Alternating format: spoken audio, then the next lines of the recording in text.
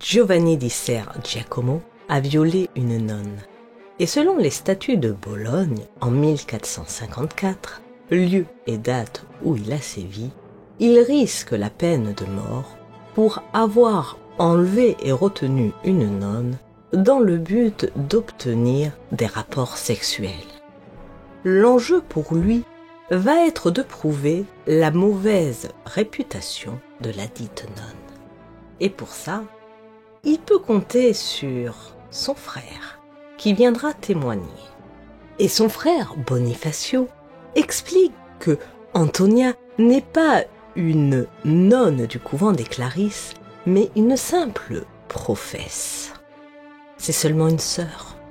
Et puis il rajoute que c'est une femme indécente et de mauvaise réputation qui n'a pas respecté la clôture monastique. On sait qu'elle a déjà couché avec des hommes. 2 ans auparavant, on l'aurait retrouvée dans sa cellule par 2 fois avec des hommes. Elle aurait aussi accouché déjà 2 fois.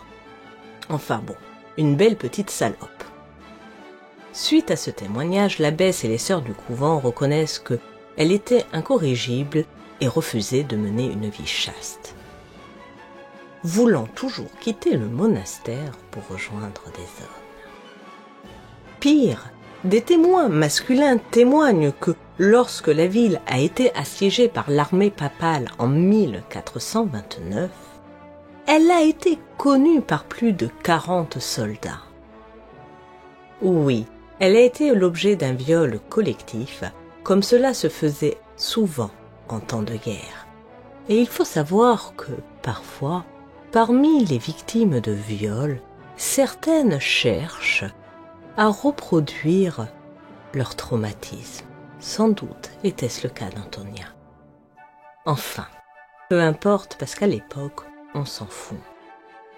Giovanni évite la peine capitale, Antonia ayant une mauvaise réputation. Il est condamné à verser 100 livres au tribunal et à purger 40 jours de prison, en fait le temps qu'il y est resté en attendant sa sentence. Quant à Antonia, elle a dû passer le reste de sa vie au confinement, au pain et à l'eau. La morale de l'histoire, c'est qu'il n'est pas bon d'être victime. Et il est encore moins bon d'être victime plusieurs fois. Chevaleresse d'aujourd'hui. Ça, c'est pas pour les fragiles. Si vous voulez d'autres informations inutiles comme celle-là, abonnez-vous.